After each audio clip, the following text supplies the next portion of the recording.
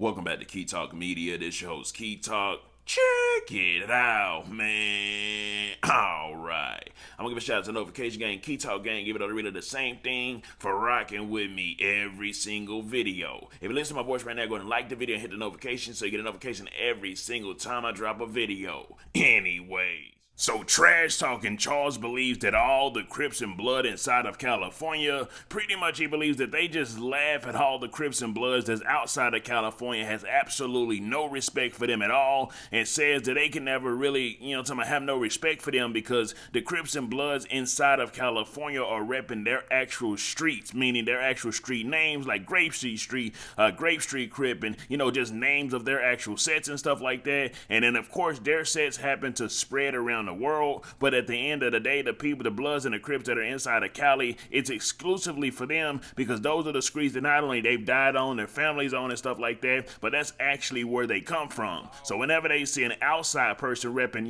a gang that's a street that's in Cali, they pretty much just laugh at them like, these is crazy. Like, what? How y'all repping something that ain't even, you're not even from here? Everybody in the nation, everybody in the country outside of California to do what Quando Rondo did. Boy, we're gangbanging to stop tomorrow. If everybody realize what Quavo Rondo realized and what I realized, homie, that's their game. They don't respect nobody else outside of California with that. Anybody claiming Crip and Blood outside of California at this point in life is a guy fool.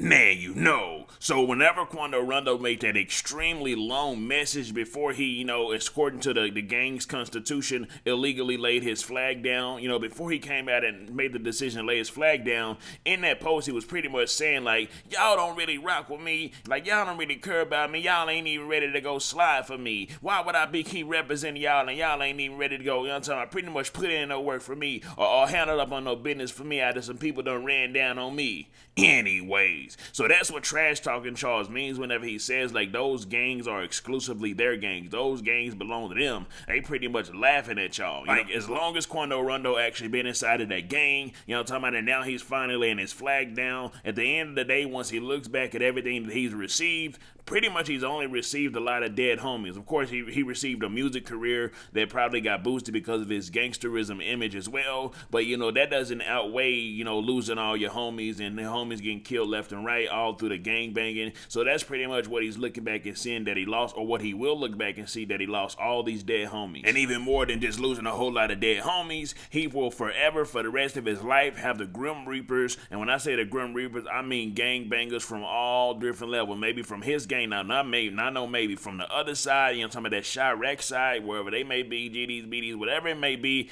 And then, of course, talking about the rolling 60s now, because Buddy did not, talking about he broke the gang banging constitution and tweeted out that he was, well, not tweeted out, but Instagrammed out that he will be laying down his flag instead of going in and getting that put off, getting beat up, and then, talking about legally getting off. Somebody said something about he supposed to get beat up, and then he's supposed to fold his flag in order to leave off. But instead, Quando Rondo said, nah, yeah, I ain't doing it. I'm just about to say, hey, if you ain't got 200K, you can't hang around me. Get away from you dusty musties. And I'm just gonna make this post right here, and if you don't like it, you don't like it. It is what it is. Come up to me, and I'm gonna stomp you out. Anyways.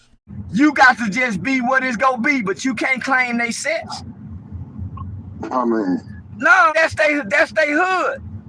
That's where they mamas and them old and got beat at. You can't honor them. They don't honor you. No. I told y'all before in a couple of the other videos that the way, Quando Rondo was talking, it seemed like he felt almost as if he was trapped inside of the gangbanging. So that leads to another question. How many gangbangers actually feel as if they're trapped inside of gangbanging, don't really know how to leave or get outside of the gangbanging, or they're just completely terrified to even leave? You know what I'm talking about? Because a lot of them don't have the money that Quando Rondo got. A lot of them don't have no, like he said, you need 200K to be next. Most of them don't even have a 20K, let alone a 10K or something like that, but they are inside of that, like I said, where they potentially are trapped, where they may feel like they're trapped. So it's kind of like how many people are like that. And then not only that, the very fact that Buddy came out and said, that Quando Rondo was just an internet banger, he wasn't even like a real gang banger, he wasn't even a real neighborhood Crip, he wasn't even a real one, which obviously means he didn't actually get put on the right way.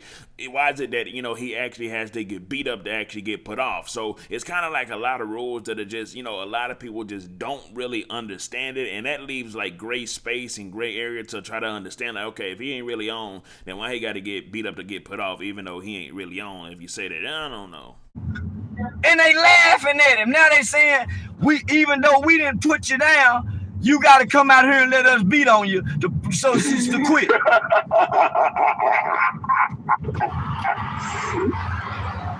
Even though you ain't from out here, you got to come out here and let us beat on you so you can quit. Man, what kind is that? I want to make my life better, but y'all want to beat me because man, please.